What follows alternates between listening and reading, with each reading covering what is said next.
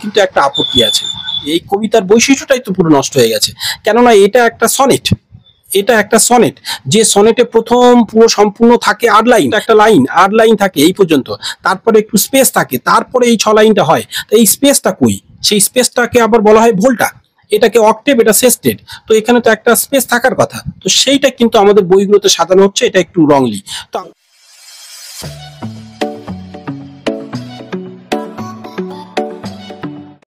Class 11 অনেক দিন বইয়ের জন্য অপেক্ষা করছিলাম, কিন্তু দুটো বইও হাতে পেয়ে গেছি। তো বুঝতে পারছো, অনেক দিন বইয়ের জন্য অপেক্ষা করছিলাম। তো ছেলেদের পিডিএফ থেকেই কাজ করিয়ে দিচ্ছিলাম। তো এখন যখন হাতে পেয়ে গেছি, তো আমার মনে হলো তোমাদের সাথে বইগুলোকে একটু আলাপ করে দিই, হয়তো অনেকে এখন পাওনি, তবুও কিছুটা কাজে আসবে। যে কেমন ধরনের বইটা দেখতে হচ্ছে, দেখো এইটা কিন্তু টেক্সট, এবং এই বইটা করা হয়েছে 11 এবং 12 মিলিয়ে, অর্থাৎ বুঝতে পারছো 4টে সেমিস্টার, পুরো 4টে সেমিস্টার এখানে থাকবে। তো আমরা একটু দেখে নিই খুব সুন্দর মলাটটা কিরকম সুন্দর করা আছে। দেখুন ব্যাক সাইডটা একটু দেখে নিই, কি সুন্দর কিউআর কোডও একটা দেওয়া আছে, এর থেকে নিশ্চয়ই কিছু তথ্য এখানে লেখা আছে, পাওয়া যাবে। এবং দ্বিতীয় পেজ দেখো এখানে, এখানে দ্বিতীয় পেজ যেমন দেওয়া আছে, এবং তার সাথে সাথে বাকি অংশ তৃতীয় পেজটাকে দেখো যেখানে কিভাবে দেওয়া আছে, মানে এখানে ফার্স্ট এডিশন মে 2024, এবং তার সাথে সাথে কনস্টিটিউশন অফ ইন্ডিয়া। এইটা হচ্ছে আমাদের ওই যে অর্থাৎ যখন প্রথম আমাদের সংবিধান গ্রহণ করা হয়, তখন সেখানে যে প্রস্তাবনা সেটা এখানে দেওয়া হয়েছিল, তার ইংরেজি ভার্সন দেওয়া আছে। এবং জওহরলাল নেহরু তিনি এটা বলেই প্রথম শুরু করেছিলেন, আমাদের ভারতবর্ষ সংবিধান আমাদের উপর অর্পণ, মানে আমরা গ্রহণ করেছি, এইটা দেওয়া থাকে। এবং যাই হোক, এখানে আমরা দেখি, এবার দেখো এখানে নিশ্চয়ই যারা এইগুলো বইটাকে বানিয়েছেন তারা কিছু বিষয় এখানে কথা বলেছেন, সেটা তোমরা একটু সম্পাদকীয় যেটাকে বলা হয়, বা যেরকম ভূমিকা যেটা বলা হয়, হ্যাঁ। তো এখানে দেখো অ্যাকনলেজমেন্ট, কৃতজ্ঞতা স্বীকার কাদের কাদের প্রতি, সেটা আছে। এবং কন্টেন্টস কি কি, এখানে দেখো চ্যাপ্টার 1 ম্যাকবেথ, এখানে কিন্তু একটু তোমার দেখো এই যে চ্যাপ্টার 2, এখানে নাটকের পর্বগুলো দেখো, এবং লক্ষ্য করো Macbeth, Othello, as you like it, এখানে যেমন দেওয়া আছে কোন কোন নাটকগুলো, কোন কোন পার্টগুলো কি কি আছে, কত নম্বর পাতায়, সেটা তোমরা পাবে। এবং আরো একটা পার্ট, এই যে ম্যাকবেথ সব এখানে, এই যে একটা একটা করে তোমাদের এখানে এই নাটকগুলো কিন্তু প্রত্যেকটা দেওয়া আছে, এবং বিভিন্ন ধরনের। এবং এই একটা জিনিস করেছে এখানে, ওয়ার্ড নোটস গুলো খুব সুন্দর কালারিং করেছে, দেখো কি সুন্দর সুন্দর এখানে করেছে। ওথেলো এখানে একটা সুন্দর দুটো হাতের জয়নিং, সেটা একটা দেখাচ্ছে এইরকম ভাবে, এই যে কালারিং করেছে ওয়ার্ড নোটস গুলো, কি সুন্দর দেখো।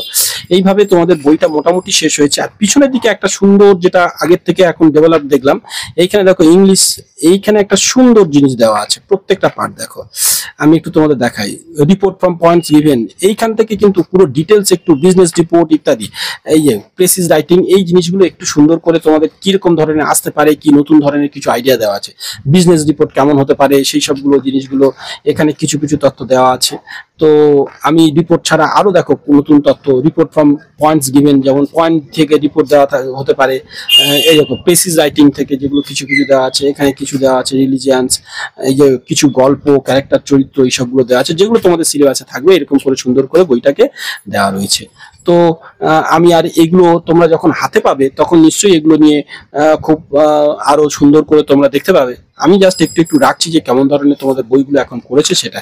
এবং মেন বই তোমাদের যেটা আসবো, সাধারণত দেখো এইখানে তোমাদের এইটা 11-12, যেখানে ওই নাটক ওখানে চলে গেলাম, এখানে আমাদের বই টেক্সট বুক, সেখানে আবার সেই সেম বেসিসে তোমাদের থাকবে, এবং প্রস্তাবনা থেকে শুরু করে সবকিছু। এইখানে চলে এসো ক্লাস 11-এর ফার্স্ট সেমিস্টার, অর্থাৎ তোমরা প্রথম নভেম্বর মাসে যে পরীক্ষা দেবে, কোনো কোনো স্কুলে অক্টোবরের একদম শেষে পরীক্ষা নেওয়া হবে, সেই জায়গাটা এখানে লক্ষ্য করো।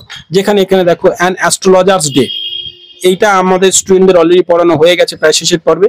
এবং কবিতা এখানে দেখো কম্পোস্ট আপন ওয়েল মিস্টার বি, যেটা গতবারে ছিল এখনো দেওয়া আছে, বাকিগুলো সব নতুন নিয়ে আসা হয়েছে, একটা দুটো তিনটে, এখানে একটা দুটো তিনটে।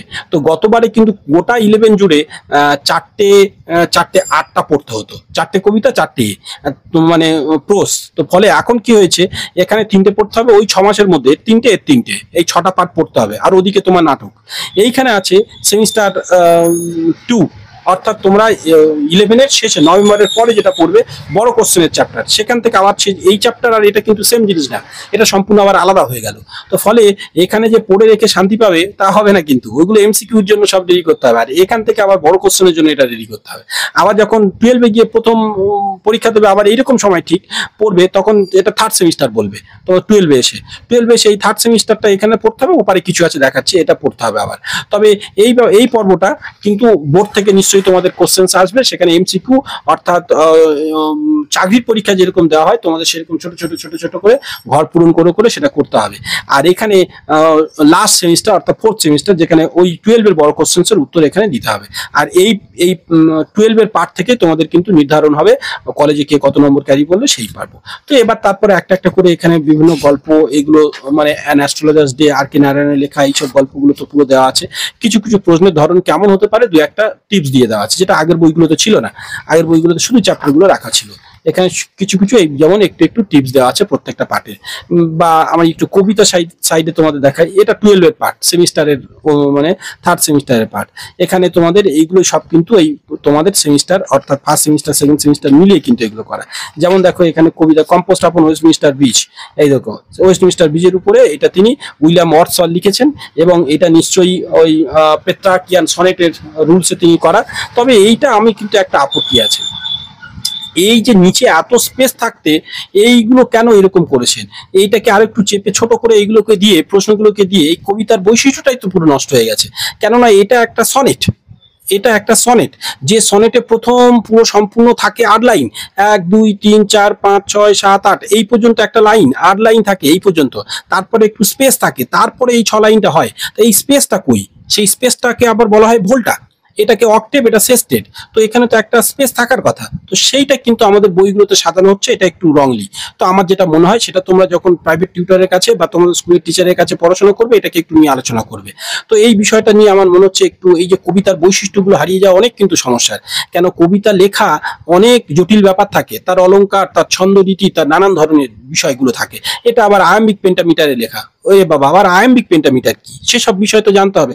তার এখানেই তোমার যদি ছন্দ যেটা নষ্ট হয়, এখানে দেখো ছন্দ লেখা এ বিবিএ আর হিল ডিপ সিডি এই রুলসে এটা করা। তো ফলে এটা হচ্ছে পেট্রাকিয়ান সনেটের একদম বড় একটা উদাহরণ। তো সেখানে কিন্তু এইখানে ভোল্টাটা রাখা হয়নি। তো ভালো করে এটা তোমরা একটু ক্লাসে স্যারদের থেকে আলোচনা করবে। এইরকম ভাবে আমি দেখছিলাম কত বইও কিন্তু তাই করেছে। এই জিনিসগুলো কেন আমি জানি না, কিভাবে, হয়তো এখানে পেজের জায়গা কম বলে সেটাকে অ্যাডজাস্ট করার জন্য, কিন্তু আমার যেটুকু উদ্দেশ্য সেটা তো বোঝাতে হবে ছেলেদের। আমি যখন ছেলেদের পড়াবো তখন তো এই গ্যাপিংটা কেন নেই, বা এই যে এটা কি ছন্দে লেখা, সেগুলো তো ছেলেদের বলবো, তখন তো সেরকম সমস্যা হবে না। তো সেটা আমাদের টিচারদের উপর নির্ভর করে হয়তো ওনারা ছেড়ে দিয়েছেন, বলতে চাইছেন যে এইভাবে, যেমন এই কবিতাটা দেখো গ্যাপিংটা দেওয়া আছে, কিন্তু এটা কেন নেই। তো যাই হোক, এখন কথা হলো এইভাবে তোমাদের বইগুলোকে একটু তোমরা দেখতে থাকো। এটা মোটামুটি আমরা বইটা হাতে পেয়েছি, তাই তোমাদের ইংলিশ পর্বগুলো জানালাম। অন্য কোনো ভিডিও পর্বের মধ্যে আবার আমরা বাংলা নিয়ে চলে আসবো। তো চলো, ভালো থেকো, সবার এক্সাম ভালো হোক এটুকুই কামনা করছি। আর দীর্ঘ হোক পথ চলা, চ্যানেলের সাথে থাকতে সাহায্য করবে অবশ্যই।